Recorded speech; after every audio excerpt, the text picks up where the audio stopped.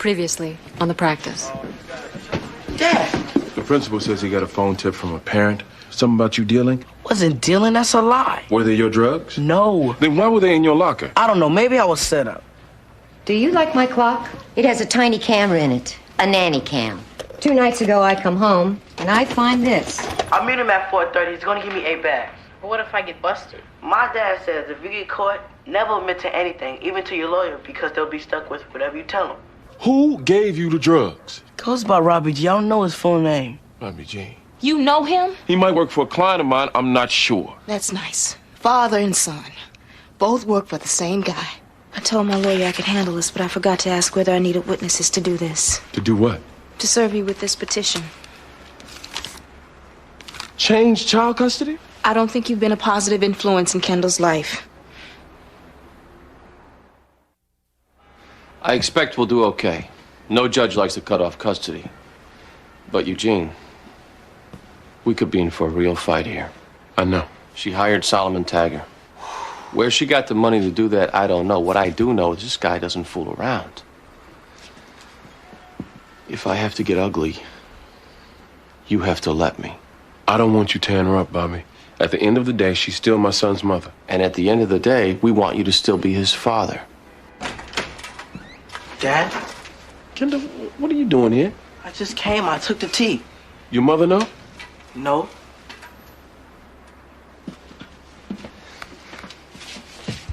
What's going on? I had to meet with those doctors and stuff. Why is nobody telling me what's going on?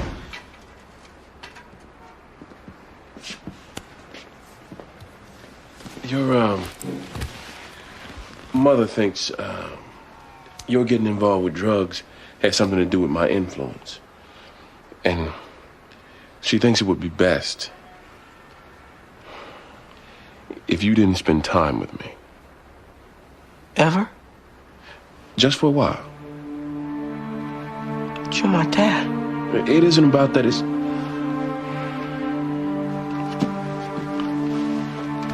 She's doing what she thinks is best. She loves you just like I do. We just disagree on what's best. And she's asking some judge to stop you from being with me?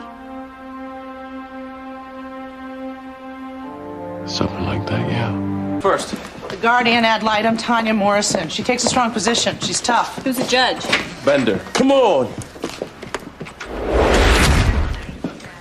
Miss Campbell. Hi. Hi. Listen, unfortunately, we weren't able to reach a plea, so we go to trial. Okay. I'll be putting you on first, and remember, we talked about his attorney. Listen, I'll do what I can to protect you, but the main thing, you have to keep your composure. Okay.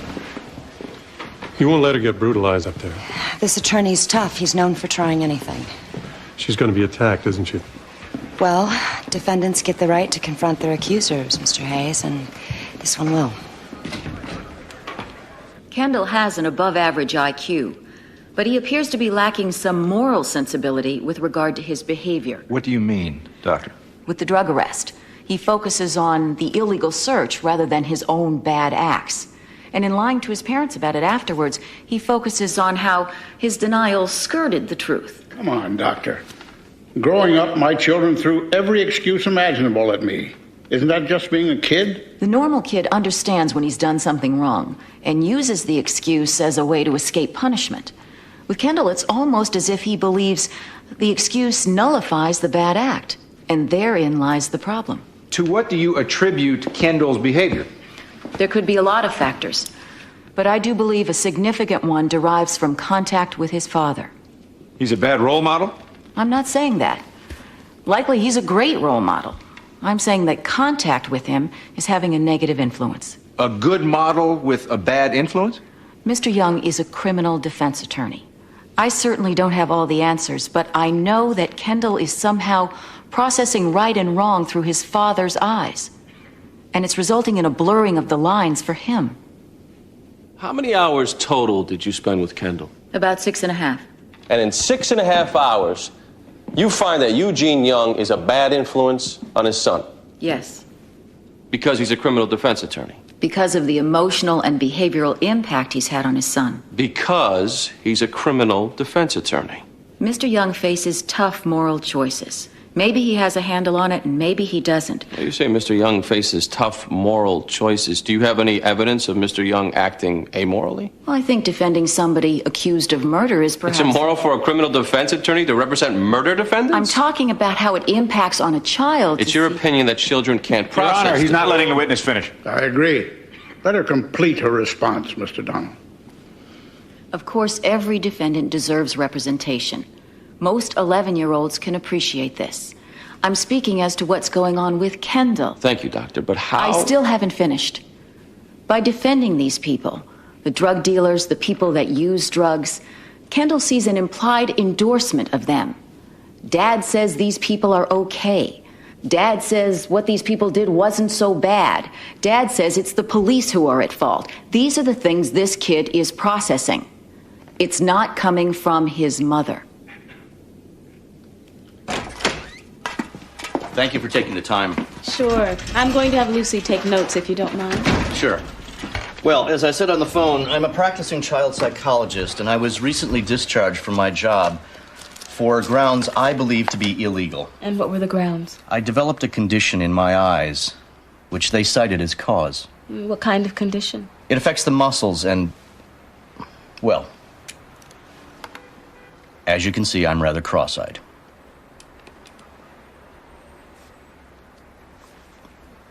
Can you tell?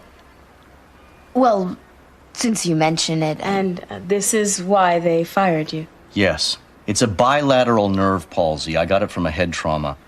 Ms. Washington, it does not render me disabled. I have been and continue to be an excellent psychologist. I'm very good at what I do.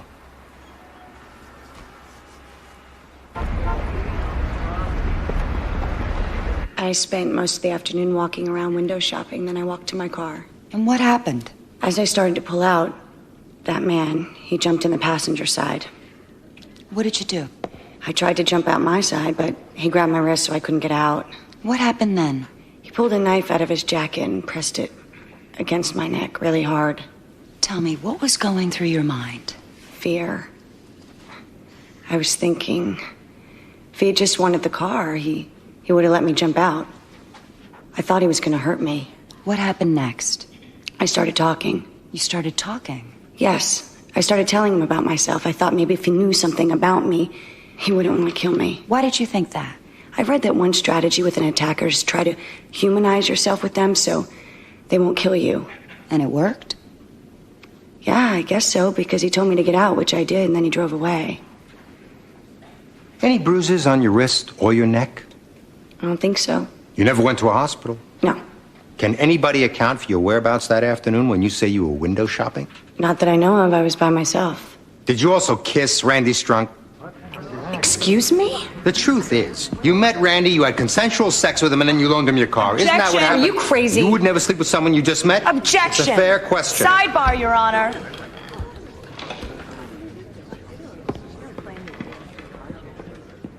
She's been known to pick up men, and not just with her car. Oh, you gotta be kidding me. She's a social girl. I'm just showing That is completely irrelevant. Even if it were true, a victim's sexual history is inadmissible. Rape shield. This is not a rape. Rape shield doesn't apply, and I am entitled to cross-examine my client's accuser. I won't let you go there, Mr. Dawson.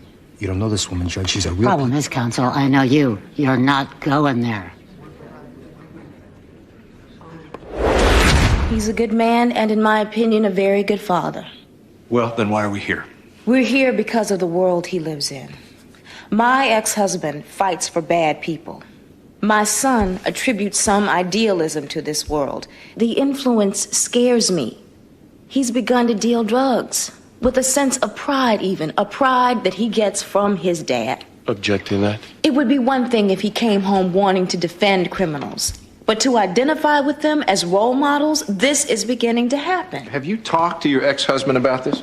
My ex-husband breathes this world. That's what led to us splitting up. He's inside it. He defends these people on a mission. It was more important to him than being a husband, more important than being a father. Objection, that isn't true, Sharon. Mr. Young. You know that's not true. Mr. Young, take your seat. I know you love him, but you don't see what you're doing to him. Miss Young, please do not address your ex-husband. That was a lie. It doesn't You matter. just sat there. Eugene. You just let her go on with I'll that. get my chance. You should on the have shut cross. her down. Eugene, you know she gets to tell her side. You know I had to let her. She knows my values. She knows I don't honor the people I defend, and she knows Kendall knows that. Taggart probably told her to come on strong. Like I said, these kinds of fights, you don't win by holding back. Eugene, now it's my turn. I don't want to hold back. Anything you got in her that I can use, now's the time to tell me. I'm friends with Sharon. I don't want to go after her. But if you want your son back, I have no real choice. And you have to help me.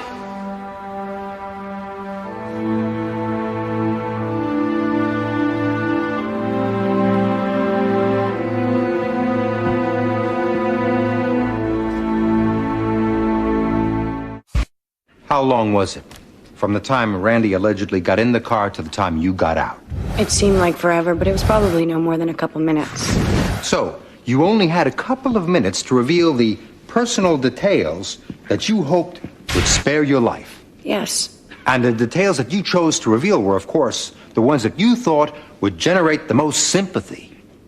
I guess so, yes. You told him you had a settlement coming from a car accident, that you broke up with your last boyfriend because you discovered he was seeing one of your friends, and you have allergies. I probably did. Your favorite movie is Braveheart. And you told him you lost your virginity in a car. You tell him that? I honestly don't remember everything I said. I was scared. I was just rambling on. Are those things true?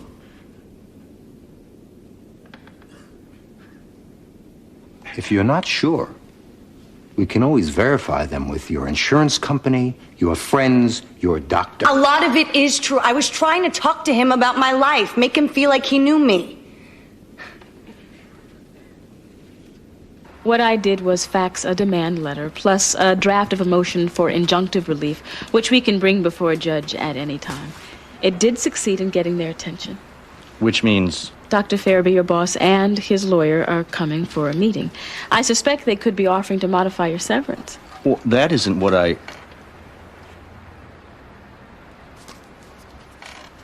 I really want my job back.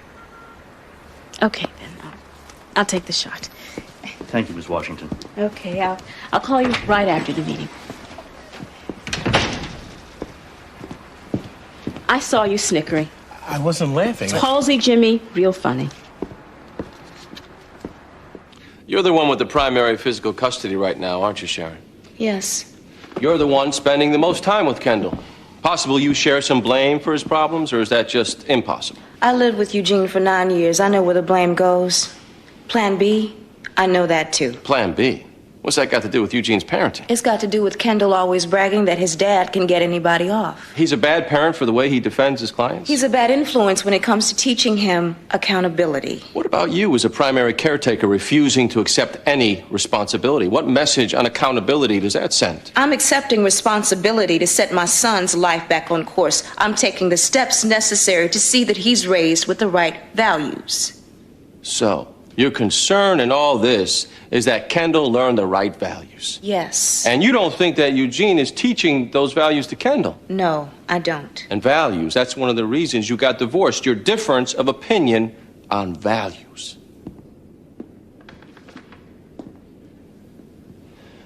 You had an affair, didn't you, Sharon? That was 4 years ago. How long did that affair last? Objection, Your Honor. What relevance does an event that happened? Excuse me, but this witness is saying that my client's character is deficient and that his son gleaned these deficiencies. I should be allowed to question the petitioner on her character. I'll allow it. Answer the question. The affair lasted about 2 months. And during the affair, on more than a few occasions, you told Eugene that you were having dinner with a girlfriend or you were working late when, in fact, you were seeing this man. Isn't that right? It was wrong. I know that, but... You were lying to him. Yes. And did Kendall know you were lying to his father? What kind of influence? Kendall never found out about either the affair So or... your son still doesn't know the truth. The deception lives on. Objection. Withdrawn. The man you were seeing was married, right? Yes. What kind of values does that teach your son, Sharon? What kind of values does he get from a mother's infidelity and adultery? Objection. Sustained. Move on. You complained about Eugene's job. You ever once ask him to quit his job? I knew he would never. The question was, did you ever ask him to quit, yes or no? No, that doesn't. You ever urge him to demand to be made partner? That ever happen? Yes. So this world he lives in, which you so object to, you wanted him to become a partner in it. You get alimony, don't you, Sharon? Yes. You make money off this world, you urged him to go for partner, and now you cite that world as ground for parental unfitness. Is hypocrisy a value you pass on to Kendall? Objection. Overruled. Best interest of the child, Sharon, does that include infidelity, lying, hypocrisy? Objection. Mr. Donald. After you drew this conclusion that Eugene's job wasn't good for Kendall, did you go to Eugene and say, hey, what do we do about this? Or did you just move for full custody? He's not going to change. You just filed for full custody without so much as a conversation, didn't you, Sharon? Don't you think it could be in Kendall's interest to try to work things out with his dad before ripping him away? He's badgering her. Didn't Eugene deserve that much? A conversation? Your Honor. Didn't Kendall deserve that much? He's not going to change!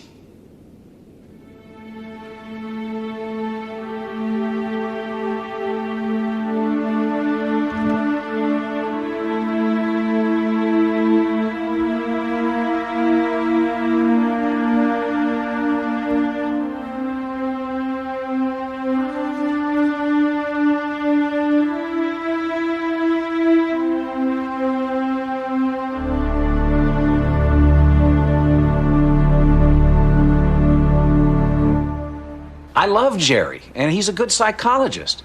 But if he can't connect with patients... What evidence do you have that he can't? Look. Have his patients left him since he established this condition? Some have. But most haven't. The problem is I need doctors who can help build our clinic. He's unable to bring in new business. You've effectively discharged him for a medical condition. No, the discharge was predicated on the inability to perform the functions of the job. What if he wears dark glasses? How would you feel about a therapist where you can't even see his eyes? I deal with it. Look, part of the job is cultivating new clientele. Jerry is unable to do this. Look, I like the guy. I wouldn't do this if I didn't have to. I'd seen Lynette Hayes around, and I'd always wanted to meet her. I saw her walking across the street looking into some store window. What did you do? I thought, what the hell? So I crossed over and I went to say hello. And what happened? Kind of put a light hit on her. She seemed receptive, so we just started talking. How long were the two of you talking out there on the street? A few minutes. And then we started walking. We got to where she was parked, and then we were just leaning against her car, talking some more. Did the two of you get inside the car? Yeah. We were getting kind of cold standing outside. She asked me, did I want to get in? What happened once the two of you were in the car? She ran the heater for a while, and we listened to some music. And we fooled around. So after just meeting you, she found you so irresistible, she just had to have you. I guess so. Then you made such a favorable impression, she just gave you her car? No. She loaned it to me. I had lost track of time, and I was really late for a job interview that I had across town. The job was really important to me, and it was too late for me to catch a bus. So instead of offering to drive you herself, she just gave her car to a complete stranger. Well, we weren't total strangers at that point. And anyway, she had some things she needed to get done, and so I was supposed to meet her back there at that street at 5 o'clock. But you decided to keep the car instead. I got lost trying to find the warehouse across town where I was supposed to meet with this guy in shipping and receiving. Anyway, by the time I got back, she was gone. So you figured free car? No. I didn't have her phone number or her last name. I was searching for her registration, and that's when the police arrested me. That's the truth.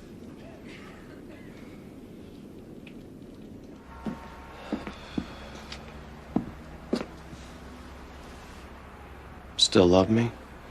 She started it. I know that. And she's not finished, Eugene. Tomorrow morning, you're on that stand. They'll be coming after you. Yeah. You can't lose control. You can't seem erratic or volatile. You have to remain calm in that chair. That's a little easier said than done. You'll do it because of the stakes.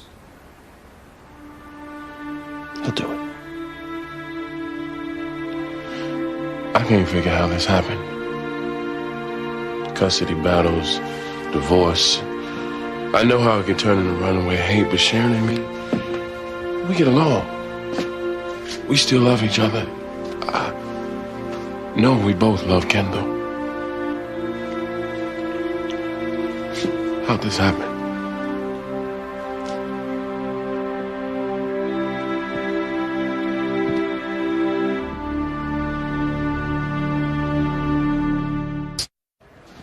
What's up? Well, I guess my radar. What's going on? Lynette, I could be way off, but I get a gut feeling with witnesses, and after listening to Randy Strunk's testimony, it had a believable ring to it. You're not serious. There's just a couple of things that don't exactly make sense. After he took the car, he then returned to the same area. He didn't change the plates. He acted like an innocent person. Why would I say he just stole my car? Is it possible you thought he did when he didn't come back soon enough? No. He carjacked me. Mr. and Mrs. Hayes, could you excuse us for a second? Oh, what's this about? I need to speak with your daughter in private, please.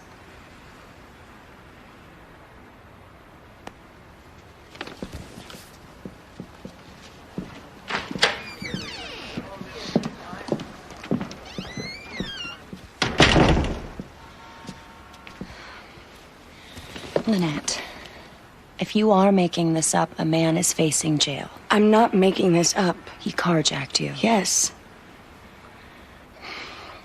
Look, I know it was your father who reported this to the police. Are you just sticking to the story you gave him? No. It's the truth.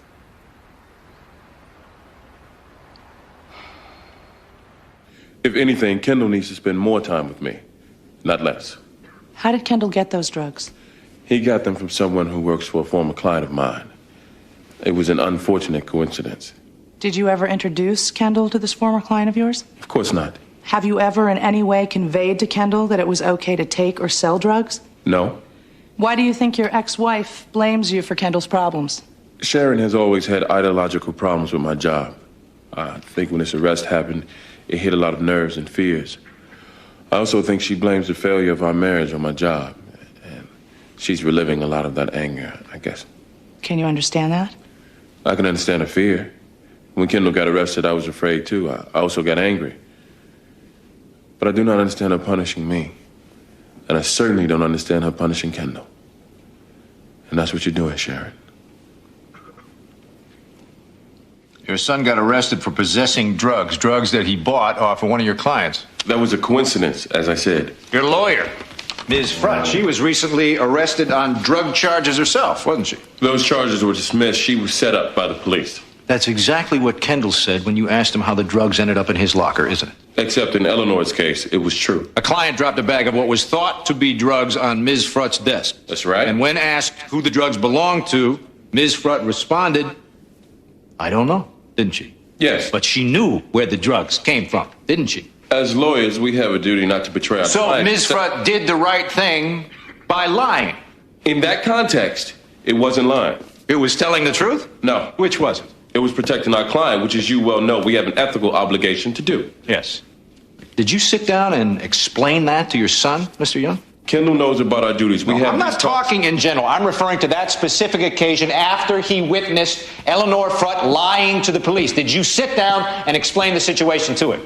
Not that time, no. Can you honestly say that you have taught Kendall right from wrong, truth from lies? I have never, ever encouraged my son to break the law or to lie. My dad says if you get caught, never admit to anything, even to your lawyer, because they'll be stuck with whatever you tell them. I never told him that. Is that the truth or a justifiable lie? Objection! Kendall knows what I do for a living, Mr. Taggart. Yes, in fact, he spends a lot of time at your office, doesn't he? Until this happened. He was right there when the police charged in with their guns, arresting Eleanor Frutt. He was even in the line of fire, wasn't he? You know that wasn't a common occurrence. On average, how many waking hours a week do you spend with your son outside the office? I work a lot of hours. That's why he's with me at work. And that's his exposure to you, isn't it? Eugene Young, the lawyer. And father. Father at work. Reference was made earlier to Plan B. What is that? It's a defense strategy. More specifically, it means accusing someone in open court of committing the crime. Basically. According to recent court transcripts, you accused a brother of beheading his sister even though you didn't believe that he was really involved in the death. Correct? Yes. Ever sit down and talk to Kendall about why you do these things in court? Yes, I have. Ever been booked on assault, Mr. Young? Once. The charge was dropped. You got mad at one of your clients who sodomized two young boys. You beat him up in open court, right? Objection. This has no relevance. Everything is fair game. You made that clear. All right. I'll give you a little latitude, Mr. Taggart. When this case was filed, you were under court order not to discuss the merits of it with your son, Kendall. Is that right, sir? Yes. You talked to him about it 2 nights ago? He was confused as to what was going on. You basically tell him that his mother was wrong? I told him we disagree as to what was best. Well, would it surprise you if he went home with the idea that you thought she was wrong? Night before the hearing, you violate a court order. Position your son on your version of the merits. Are these the good footsteps for a son to step in?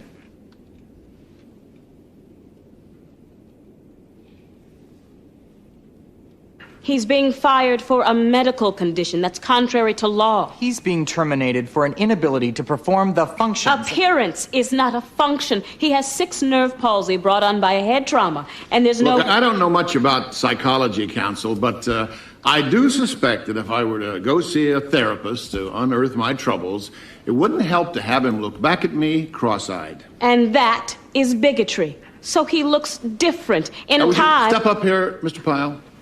Dr. Pyle. Okay, I'm looking to get an idea. My mother-in-law's got delirium. Tell us what that is.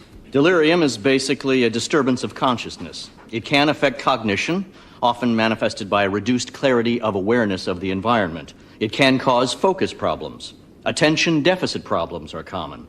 The person is frequently easily distracted by irrelevant stimuli, and it's often difficult to engage in long, sustained periods of conversation. There's also disorientation as to time. I'm sorry, I'm upholding the discharge. Your Honor. Ms. Washington, this may not seem fair, but it's tough to take him seriously. You can't penalize him for something he can't control. Nor should I penalize them. Dr. Pyle, you may be an excellent doctor, but medicine is business these days, too. And under the adage, you only get one chance to make a first impression, I have to sympathize with the defendant as well. This isn't fair. And your problem, young lady, is that you think justice is fair. Mm-hmm. I'm not a big fan of ex parte. What's the mystery? I'm not sure I have good faith belief in the defendant's guilt anymore. Why? I guess it comes down to credibility. My gut tells me she fed her father this story. He insisted on the arrest, and she's cornered. What have you got to support this? Oh, just listening to their testimony, I think I believe him. So what? You're not the jury. Still, if a DA doesn't have a good faith belief... That may affect your bringing the charges, but your weighing the testimony is irrelevant. Come on. And if I brought a motion to dismiss? Forget it. And don't tank your closing either. Defense attorneys aren't the only ones with obligations in that room.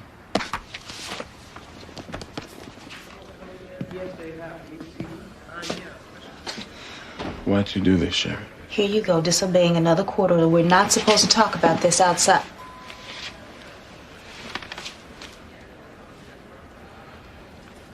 Why'd you do this?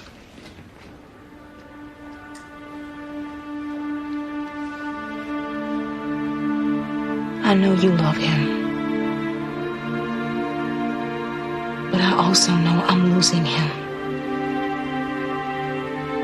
If it were to you, Eugene, I could deal with it. But I'm losing him to something that... He's a good kid, becoming a bad kid. You don't see that either because you don't want to, or you can't.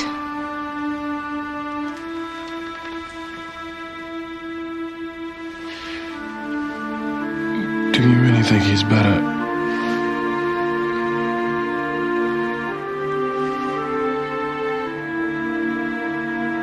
Cut off from me? Yes.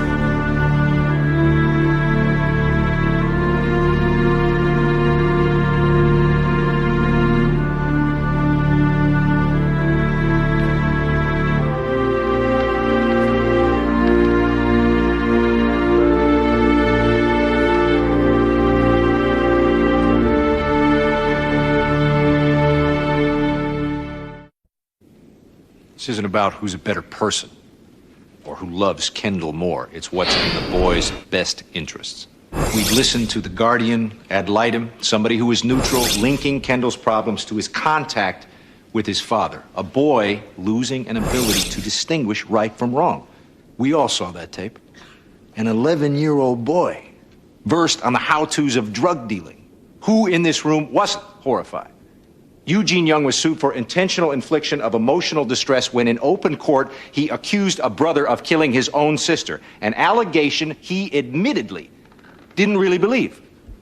And in defense of Eugene Young, his colleague, Jimmy Berluti, described him as being in extreme denial, a man struggling to survive what he does for a living. That struggle is affecting Kendall.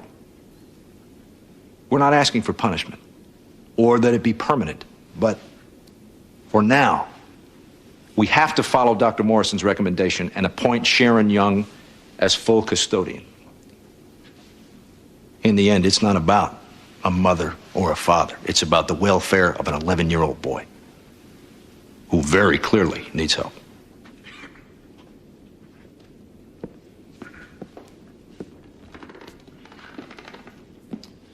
We see young kids in this room every day arrested for drugs. We don't take them away from their parents. Just the opposite. The courts usually plead for the parents to step in. That's exactly what Eugene Young would like to do. This is a huge overreaction to a bad event. There is nothing to even suggest any parental unfitness. Mr. Taggart quoted Jimmy Berluti's closing argument as evidence. Well, he left out the part of the summation where Mr. Berluti referred to Eugene Young as deeply honorable, dignified, a hero. I second that.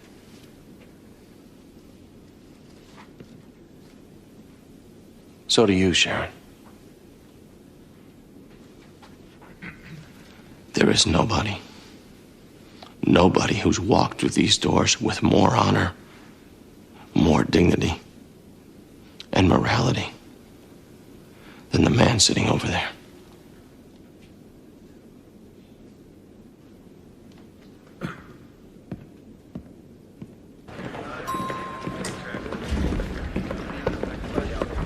If you recant, I promise there will be no perjury charges. Why are you doing this? Lynette, I'm just saying if you did make this up. It's bad enough the defense attorney attacks me.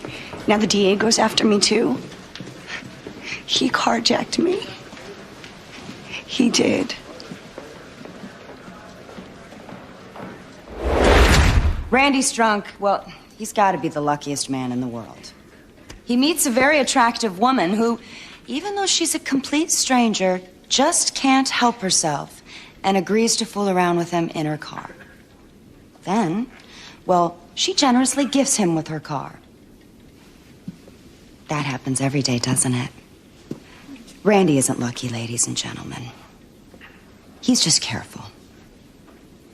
He chose his victim. He chose the time. He chose a location where there would be no eyewitnesses.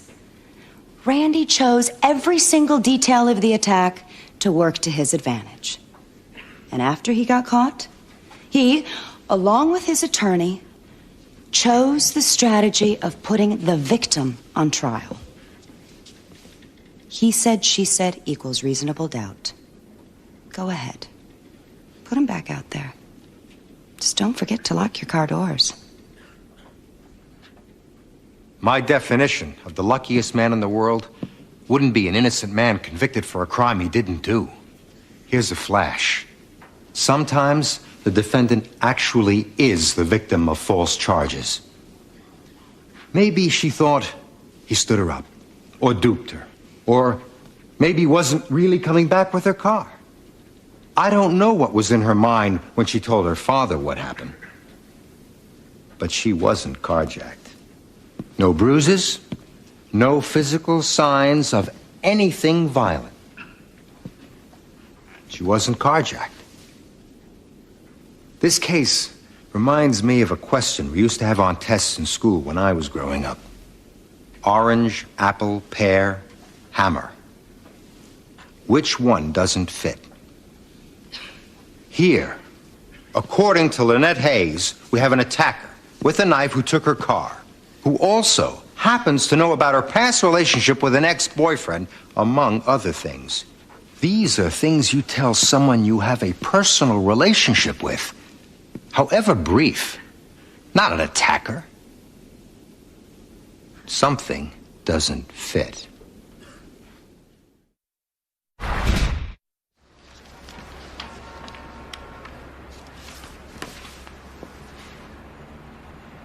I'm sorry. You tried. Should I appeal? Sit. We could appeal, but I don't think we'd win. You're not in what we call a suspect class, and there's no special protection for people with funny faces. So you're not recommending that we keep going with this case? No. Well, thank you for your time, Ms. Washington. I wish I could have been more help. Well, I appreciate you not laughing anyway. Good day. Goodbye, Mr. Pyle.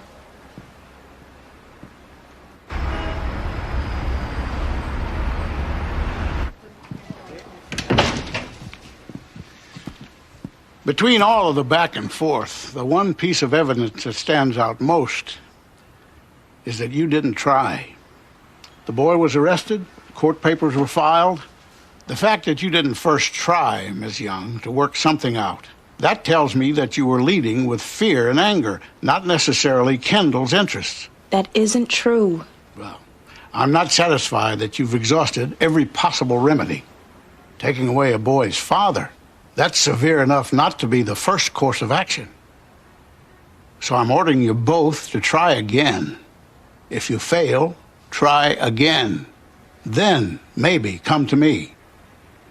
Mr. Young, I am tempted to restrain your son from coming to your office, but I'm not there yet. We seem to have two intelligent and loving parents here. So let's put some of that intelligence and love to work. For God's sake, this is not about you. This is about your son. The petition to modify custody is denied.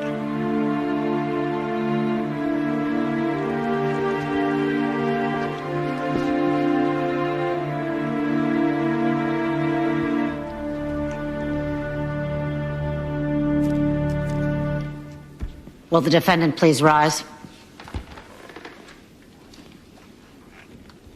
Madam Foreperson, the jury has reached a verdict. We have, Your Honor. Commonwealth versus Randy Strunk on the charge of assault and confinement for the purpose of stealing a motor vehicle while armed. We find the defendant, Randy Strunk, guilty. The jury is dismissed with the thanks of the court. We're adjourned.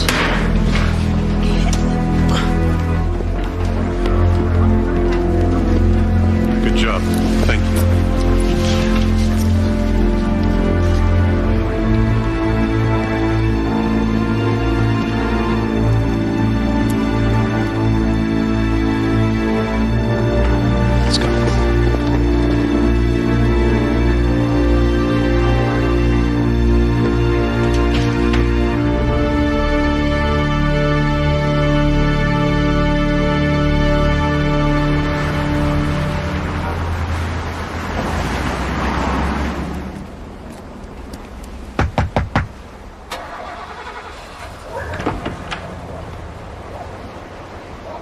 He ready? Not quite. I'll wait.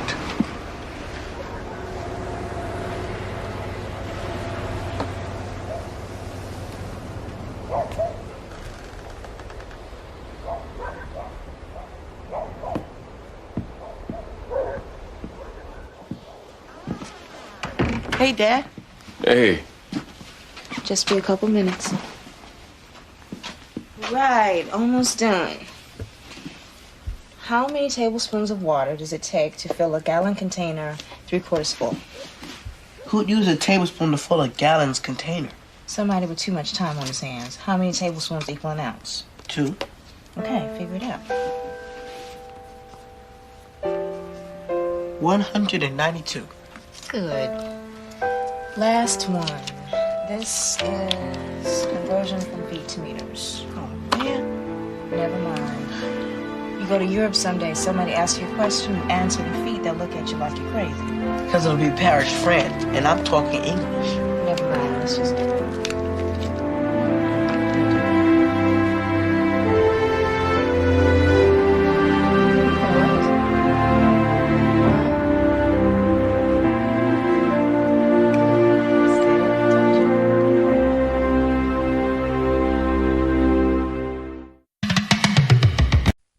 Obviously, shockwaves are running through the entire community, as well as profound grief. Sister Carolyn Oakes was a beloved member of the church. Preliminary reports say she was stabbed more than 30 times. Oh, can you believe it? Just what I need.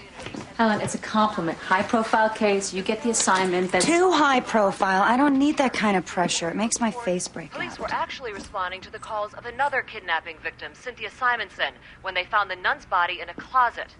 Unconfirmed reports indicate... The arraignment's when? 9 o'clock. Maybe I'll stop by on my way and watch. Why? Because it's high profile and I want to be there for your first pimple. Oh, funny. This is big stuff, Helen. They must consider you their go-to DA. It's a compliment. Yeah.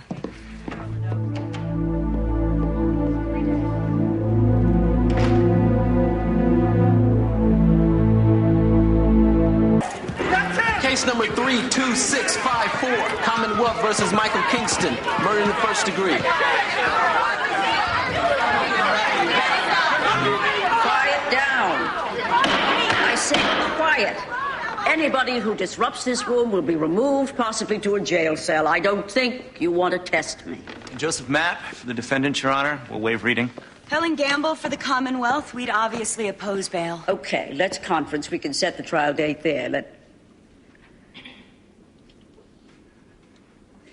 Counsel, I have great respect for the public defenders, as well as your work in particular, but given the magnitude of scrutiny this case is likely to generate, together with the limits on your office's resources, Ms. Joe, would you step up, please?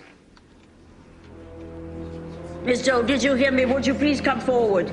I hope you're not thinking of... You win. Congratulations. Your Honor. Get together with the DA. Let's conference as soon as possible. Your Honor, I regretfully have to decline. My schedule... Counsel, this wasn't a request. It's your case. Next. Case number 32655, People versus Nathan. Can she really make me do this? She can't make me, can she? Can she make me? Where is she? Chambers. Come on. Oh, come on. You love these cases. Granted, it doesn't involve a chopped-off head, but still... We don't want this one. Why? You know why. Well, then humor me. The victim is a nun, stabbed 30 times. This kind of crime, the stigma will run to the lawyers defending the psycho who killed... Again, I keep going back to the client who cut off the girl's head. You defended him. He was innocent. To the public, he wasn't, so you faced the same stigma there, Bobby. Which is why we don't need to be the lawyers on this one. Plus, the district attorney is my roommate. That's grounds for disqualification right there. Not if the judge is convinced you'll rise above the potential conflict, which I am. Helen Gamble is also an ex-girlfriend of mine. You've tried cases against her before. Your Honor. Bobby, if I were to recuse you every time you've slept with the other side... Hey! There's already a lynch mob mentality out there. You can see that. I need to ensure he gets a legitimate and zealous defense. You people fight for murderers better than anybody. You can't force us to take this case. Of course I can. It's exactly what I'm doing. Go defend him. I got him down to straight probation. I think we should jump. But Jimmy, if I take any guilty finding, I lose my job. I've got a morals clause which says any criminal conviction. Maybe we could talk to your boss. He can't waive it. No, there's a precedent. This is a company with 32,000 employees. This isn't fair. This isn't fair. Mr. Burroughs, it's not like you didn't commit the crime. You offered the woman money. But I never would have. I am sitting in a bar, I'm minding my own business, and she came up to me. We're gonna go with entrapment. Is there any chance we could win? Yes. But not a good one. Miss Washington, it isn't exactly like my life has a lot of dimension. I have a job, which I've put in 16 years at. I've been a complete company man, and they say I could stay on, but not if I have a guilty finding. I want to roll the dice, Jimmy. This is bad. What can I tell you? First of all, if this thing goes to trial, we lose a fortune. The court-ordered fees are minimal. I don't care about the money. What's with the panic then? We've done nasty cases before. This was a nun, Eugene. Stabbed repeatedly. I understand, but we defended child killers. Are you upset on religious grounds? Have you been watching the news? Look, we could bring a motion before a different judge. Try to get out. Arguing what? Hardship, that we're too overloaded to That won't fly. Look, we've been assigned the case, so we do the job. Lindsay, meet with the client. Oh, great. Eleanor, I want you to draft up a motion for a gag order. No doubt Helen will be trying this case in the media every chance she gets. You and Lindsay will try it if it gets that far, since we're better off with women. I'm moving out of criminal, remember? Never mind. Eugene, I'd like you to do a memorandum on changing venue. We should try to move this thing out of Boston. How about L.A.? Lucy, good. All calls from the media. We have no comment. It isn't fair. The guy is like this sad sack. It was entrapment. What do you want from me, Jimmy? You know, I would never ask a favor in a million years that I thought was, unethical. I don't know that, actually. But go ahead. The guy is getting a bum shake. He's worked hard in his job, and he's about to lose it because some undercover cop got him aroused, and it's vintage entrapment. So make the argument. I'd like to make it to you. Judge Cohen's going on vacation. This thing will get transferred to one of 6 divisions, including yours. I know Mark Patsos, the clerk. I'd like him to steer it your way. That wouldn't be a good idea. I wouldn't kick it. From where I stand, your client committed the crime. And second, I don't appreciate your even asking what you're asking. It amounts to an ex parte communication. It's wrong, and you know it. I got a good guy here. I don't care. Fine. Forget it. Fine. You're angry now. Just forget it. I gotta go. Hey, Jimmy. Look, I understand you want to help your friend, but you have to understand that once I put on that robe, I don't play favorites for anybody. I thought I'd just take a shot. Oh, I do like that. You do take your shots. Say, why don't you come back in a couple of hours, when the rope is off?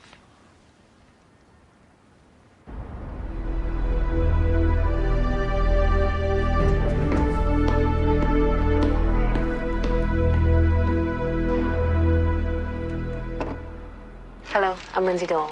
I know. I was there at the arraignment, remember? Yes. Okay.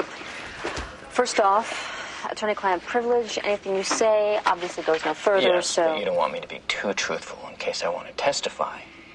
We have to preserve you from lawyer ethic problems. All right.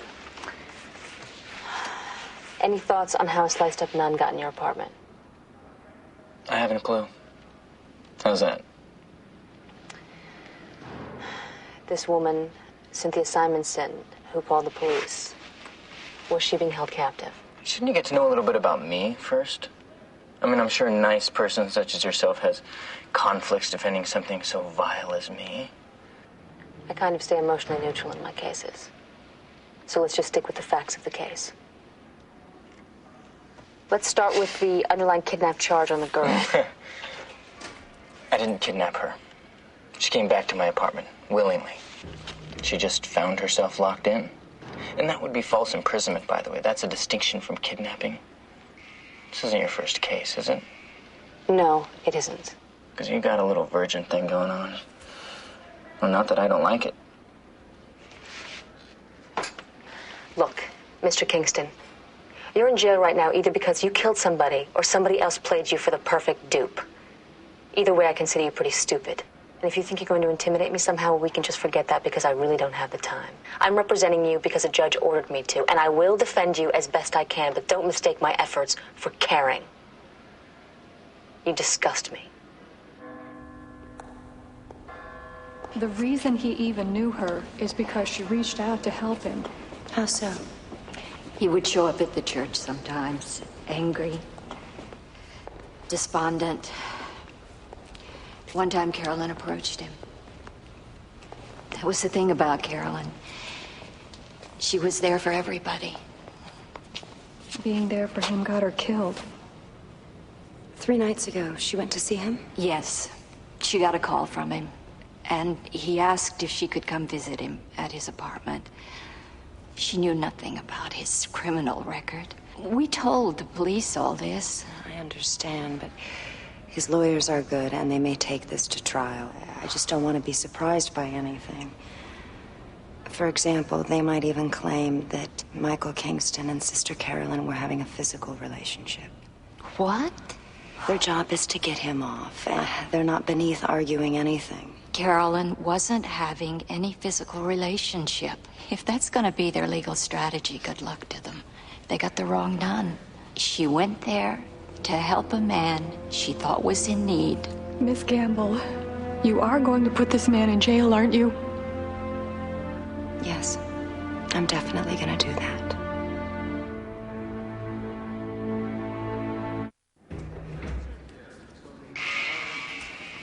This woman, Cynthia Simonson, you say you didn't kidnap her. I met her at a bar in Kenmore Square. She left with me, happily. She was at the bar with friends, ask them. And you came back to your apartment. To play Scrabble. We're back to being cute now? She left with me to spend the night together. Which we did. And why'd you keep her locked up inside? I didn't. I went out to get coffee in the morning, and I have a barred door with padlock. It's the only way it locks. And the reason you have a barred door? Safety. Don't want to get ripped off.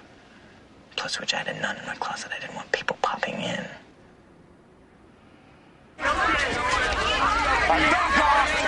You got your car here? I walked. Well, you won't be walking back. We'll get you to a cab. You know where the back entrance is? Yeah. I'd use it. Why me? Why always me? Well, it won't be you from here on in. I'll be with you every step. What about the supposed kidnapping of the college girl? He said she went back to his place voluntarily. What difference does it make? He carved up a nun. Oh, may raise Fourth Amendment issues. Do we have an address on her? Yeah, it's in my coat pocket, probably soaked in yolk. Eleanor, try to talk to this girl. Eugene, I guess we should try to make contact with Dr. Crane in case we want to go with insanity. Dr. Crane charges $5,000. This is court appointed, and the state will never authorize that. Just give him a call in case we want to go that route. Given what he did, there's got to be a chance he's insane.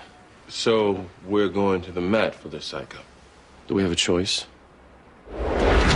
We had a few drinks, talked. And at some point, officer, you told him you were a prostitute. I said I was lady of the evening, yes. And how did Mr. Burroughs respond to that? He was surprised at first, maybe shocked. What happened next? We kept talking. I eventually asked him if he'd like to go upstairs to his hotel room. He said yes. Did you ever quote him a price? $400. And then? We went upstairs. He paid me the money, at which point I told him I was an undercover police officer. I placed him under arrest, read him his rights, and took him into custody.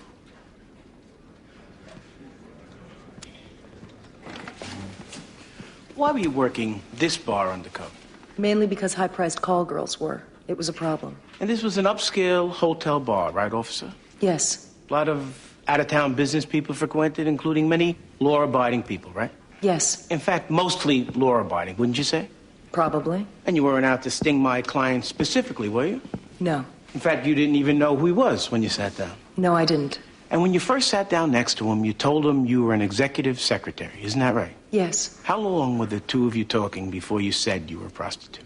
Maybe an hour or so. An hour or so. So for a while, he could have thought, hey, this woman thinks I'm attractive. That possible? I guess. You guess?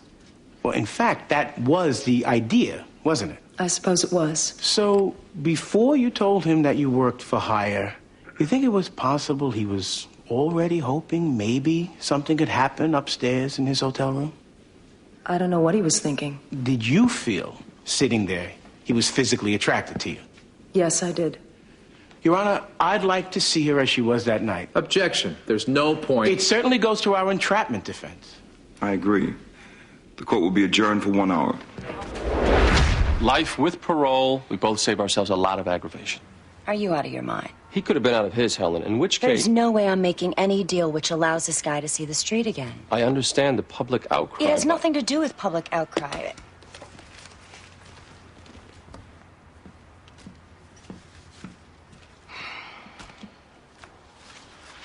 Look at what he did. That's how she was found. You want him free one day? No. But if you don't offer us something, we have no choice but to go to trial. We'll agree to life. I can't agree to parole. Come on, did you really expect me to? I don't feel like devoting 6 months of my life to this guy. Judge Hiller did that to you, not me.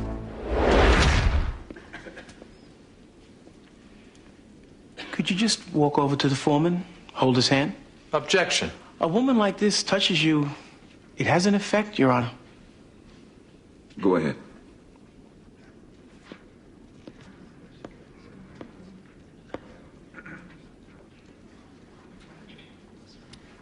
Now smile at him like you did my client. Objection. Objection.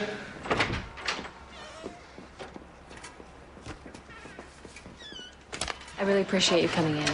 Oh, you shouldn't thank me too fast. I've absolutely no intention of helping you. Believe me, we completely understand. We just have a few questions. The police say that you were locked inside Mr. Kingston's home. Yeah, it was like one of those barricade doors.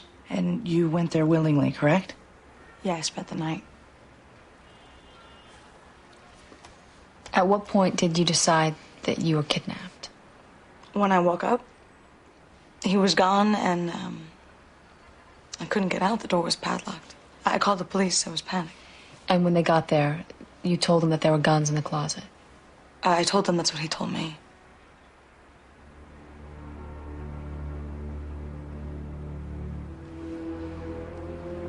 And that's when they opened it up?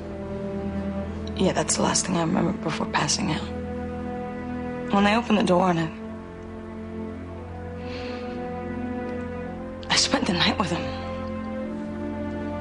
I could have been next.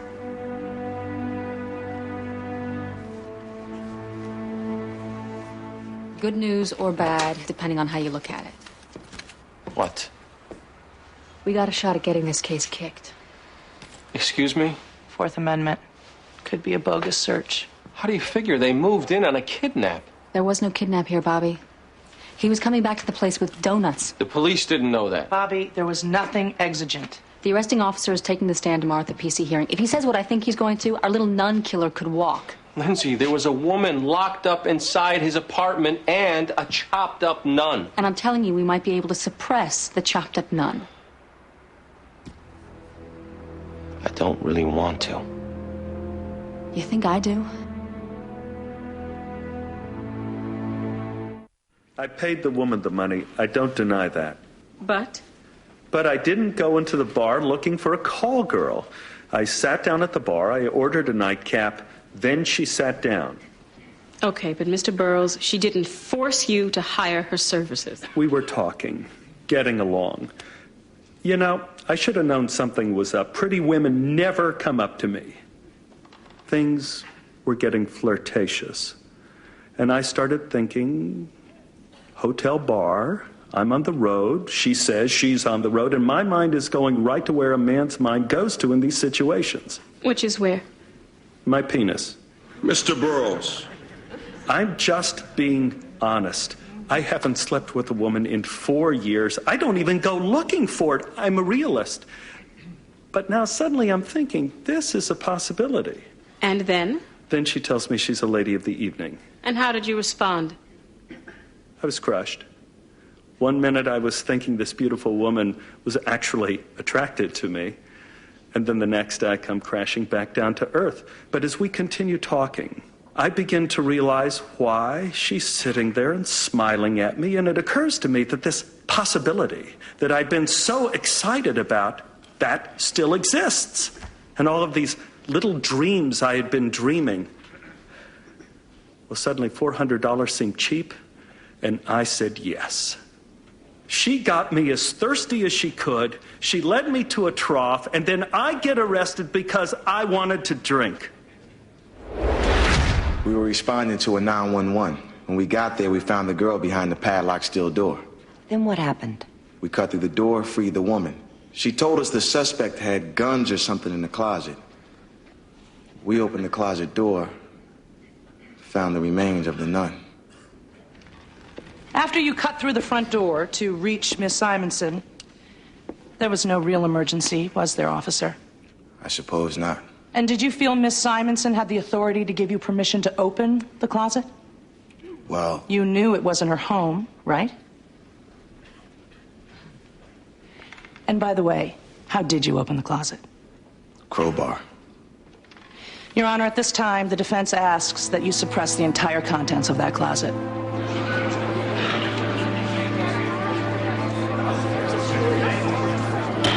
Quiet down! I'll see counsel in chambers. It's a no-brainer. No exigency, no plain sight. The police were responding to what they thought was a kidnap. But after they went in, they had the girl. And if there's cause for an arrest, there's cause for a search incident to an arrest. Did you just make that up? Hold on. They could have secured the premises, got the warrant, they could have come back and searched. Instead, they just skipped the warrant. If there was one kidnap, there could have been two. Somebody clearly could have been in that Helen, closet. don't insult me. All right, let's just cut through this. I'm told you'd agreed to life with parole. Let's just do that. That offer isn't on the table anymore. Bobby, I suggest you take it. Why? Because that officer could have reasonably believed there were exigent circumstances. What? He's a young kid. He comes upon a kidnap. Hold on a second. Lower your voice, please. You stuck us on this case to do a job. Which I'm grateful for. And you gotta do yours. Don't you raise your voice. You're looking to avoid setting this guy free. I get it, but the search was bad. I said lower your voice. There were no exigent circumstances. The suspect wasn't even there. They knew the girl had no authority to say yes to the search. They had to get a warrant. They didn't. They screwed up. And everybody in this room knows they screwed up. And if you suppress the contents of that closet, this guy walks. We all know that, too. The victim and the weapon were inside.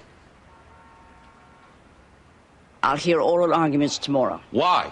Because I want to. It's my prerogative. Do you keep forgetting I'm the judge? Let's not you forget it. Oral arguments at 10 o'clock tomorrow. I'll see Miss Gamble alone. Why? Why?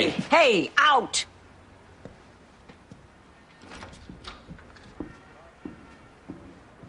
You better give me something, Helen.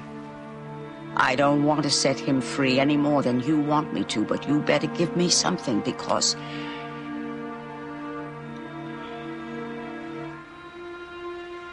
Your Honor. Go get something. You haven't got much time. Under the belief this woman was a prostitute, you agreed to pay her $400 for sex. She had me in an aroused state. Is that your defense? You were in an aroused state? My defense is entrapment.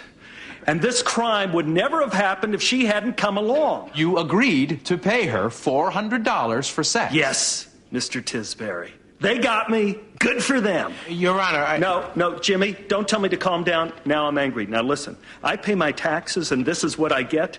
The government is waving illegal candy bars in my face, hoping that I will bite. And you did bite, didn't you, sir? Which brings me right back to congratulations. Listen, maybe you ought to litter the street with $20 bills next and bust the homeless when they don't turn them in. Oh, really?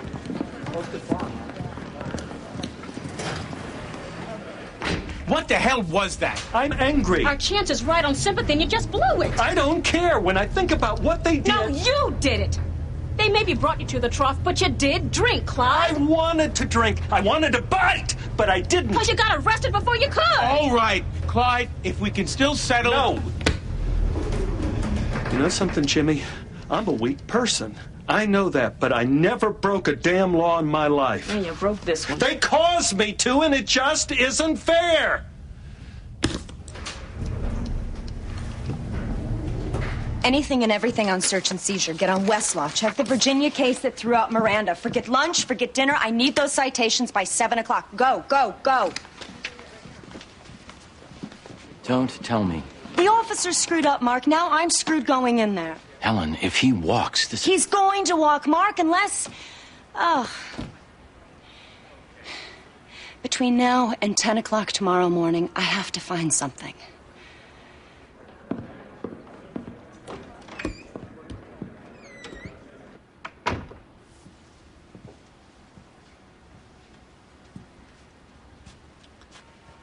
How up-to-date are you on the Fourth Amendment? The Fourth Amendment is an embarrassment. What else do you need to know? What's wrong? I may have to set the nun killer free. What? Warrantless search. Stupid police mistake. Oh, God. Maybe I should just look the other way. Let the appeals court do the dirty work. That isn't you, Zoe. We both know that. Suppose I transfer it over to you. Well, it's not me either.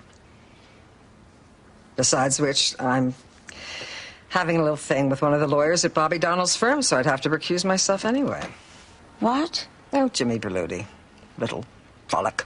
Have you lost your mind? What? I'm not supposed to have a personal life? Well, you shouldn't be having it with lawyers who appear before you. I don't. That's why I just said I'd have to recuse myself. You know, it's been quite a while since I've seen you smile. It wouldn't be such a bad thing if you went out and got yourself... Never mind.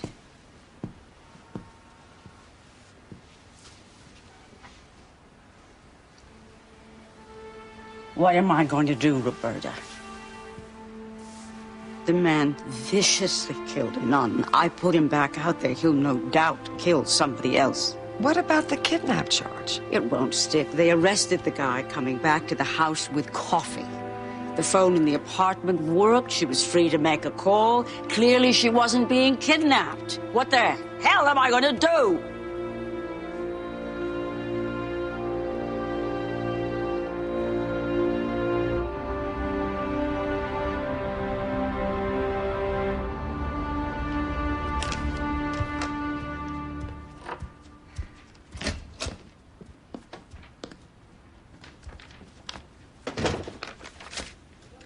Nice bomb, Lindsay. Couldn't tell me over breakfast, could you? No.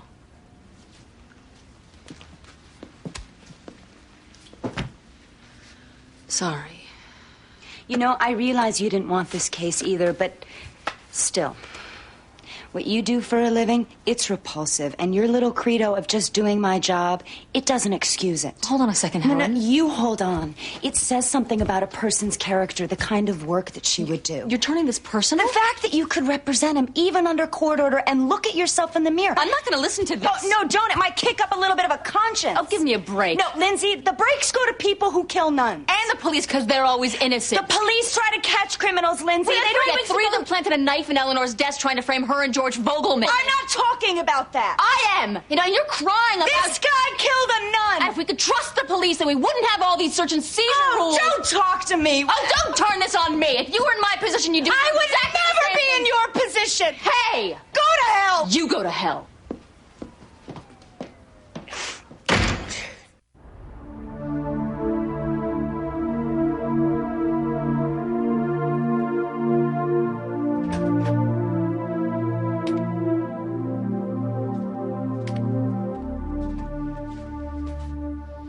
Were you up all night? Couldn't sleep. Sure you could. Oh, go to hell again. Lindsay, I'm sorry. I don't mean to take it out on you, but you're here. You think I want the guy free, Helen? No.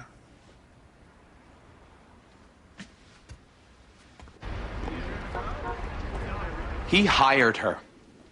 $400. He agreed to pay her. And his defense is what? The aroused penis defense? The thing about prostitution, ladies and gentlemen, we can throw the Janes in jail, but they end up right back out there. Because they have no choice. Broke, some with drug problems, some with children to support. They can trade on their bodies, and they do. They end up right back out on the street because as far as they see it, there's no other choice. For the Johns, they do have a choice. deterrence works on the Johns. And if we can shut down the demand by going after them, and this man, he had a choice, didn't he? He chose to knowingly break the law, to pay for sex. Now, he has to pay the consequence for that choice.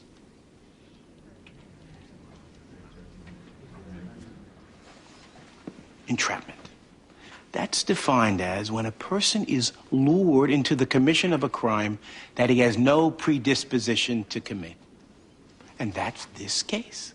Clyde Burrows never would have committed this crime if he had been left alone by the police. That's entrapment. And Mr. Tisbury stands here lecturing you on how we have to stop the Johns. Clyde never was a John in his life. He only became a John here because the police convinced him to become one. And big picture, is this what we want the police to be doing? Staking out law-abiding citizens, baiting them into committing crimes, then busting them. Sure, if Clyde Burrows had been stronger, he could have resisted. Maybe if he'd been more moral, he would have resisted. But he wasn't. He was weak. And thank God we have the police to go out and find the weak and lure them into committing crimes. Come on. The police are supposed to protect us, not trap us. The police are supposed to be catching the people who are out there committing crimes, not finding innocent people and luring them into committing crimes. Clyde Burrows would not be sitting here today but for the actions of a police officer. Is this the government we want? Donald Young, Dolan Fright. Oh, shut up. Heard of Star 69, you idiot? I'm reporting you to the police. What's going on? It's this case. People don't like us doing it.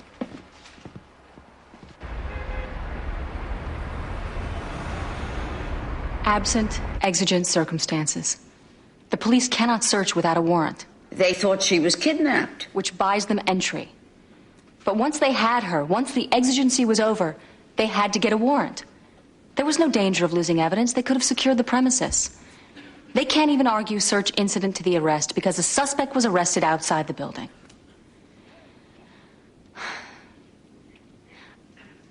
I know the idea of setting a murder defendant free is, of course, repugnant to everybody in this room, especially this defendant. But we have a Constitution, a Fourth Amendment and case law that couldn't be more clear. The police were required to have a warrant to search that closet. They didn't get that warrant. As a result, everything in that closet is inadmissible as evidence.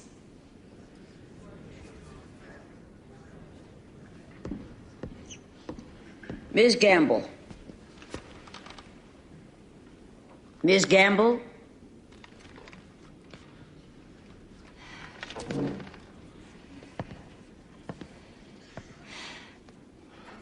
The Fourth Amendment does not require warrants. It protects people against unreasonable searches, but it has never, by its language, required warrants. The Supreme Court has chimed in and said that it does. The modern Supreme Court interpreted it that way.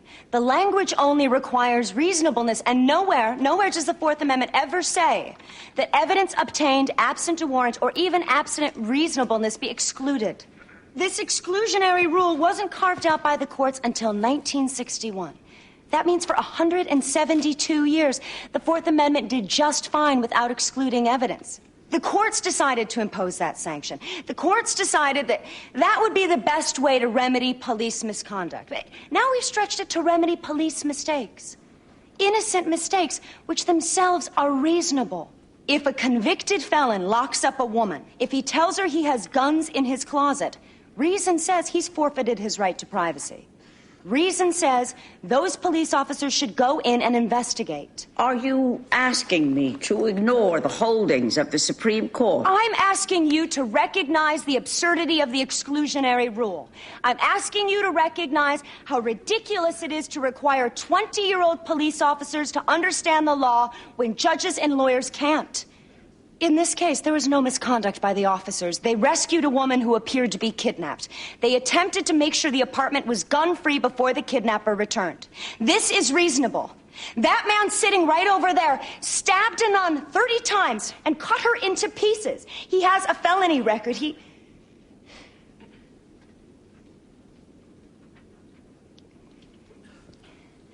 Last night, I got into a screaming argument with the defense counsel.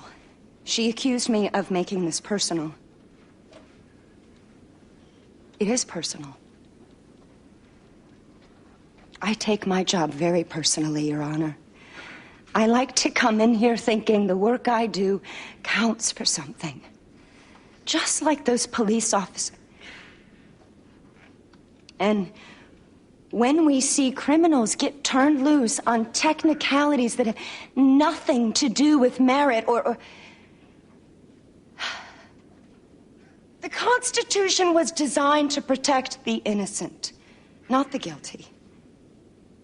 In this case, that man, Your Honor, feed this right into the mouths of the Supreme Court. If they want to spit him back on the street, yes, I'm asking you to overrule recent decisions. We need a brave judge to do that, Your Honor. Otherwise, they'll never get the chance to revisit the irrationality.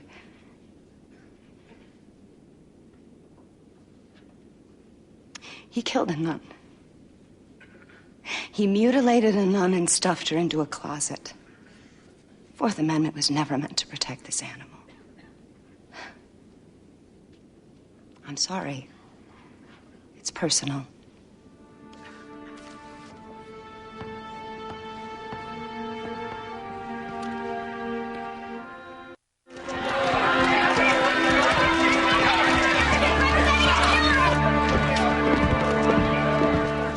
Judge Hiller. I think Helen did pretty well. Given her a hand, I've seen you better. I'm sorry? You hit all the marks. You certainly weren't bad, but I've seen you better. Are you accusing me of something? No. Let's see you defend that guy better, Bobby. I wasn't criticizing. Yes, you are, and I don't like it.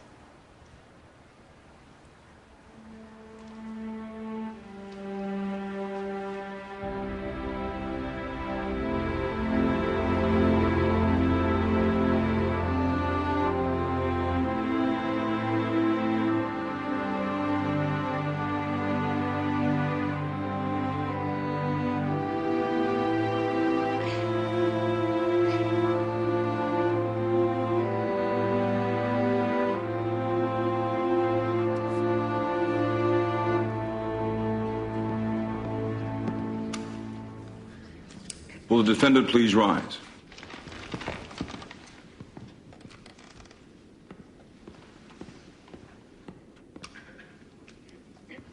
Has the jury reached its verdict? We have, Your Honor. What say you? In the matter of Commonwealth versus Burroughs on the charge of solicitation, we find the defendant, Clyde Burroughs, not guilty. Wow. Oh, God. Oh, thank you. Thank you. You stuck to your guns, Clyde. You hung in there. I gotta admit, I didn't think we'd win. Well, I owe you big. Do me a favor. From now on, go to bars like this instead of hotels. Pretty women don't come in here, except for Beck. I take offense at that. Roberta. Hi. I just swung by to tell you that I won't be able to see you later tonight. I gotta check on Judge Hiller. She may need me. Well, how'd she rule? Oh, she hasn't yet. I don't know which way she's gonna go.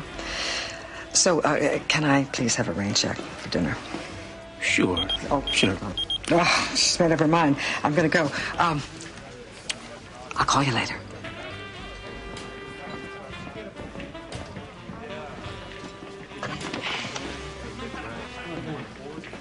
We're friends.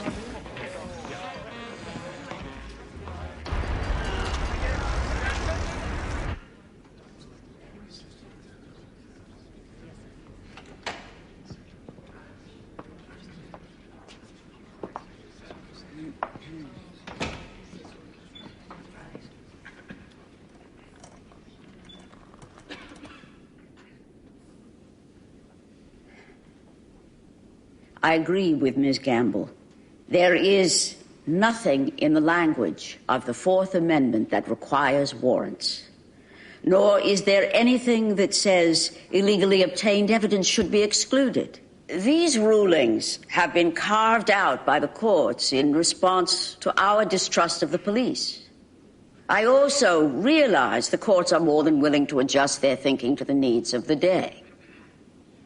We search bags at airports now without warrants, make people go through metal detectors. California requires fingerprints just to get a driver's license. The Department of Transportation has mandatory drug testing. We have all these invasive things we do to people, absent not only warrants, but absent any suspicion of wrongdoing. So, why can't a police officer who's been told there are weapons in the closet of a convicted felon, a man suspected of kidnapping, why can't he open the closet? I agree with the district attorney. The Fourth Amendment has been interpreted and expanded by the courts to the point where it belies both the language and the intent of the amendment, which is reasonableness.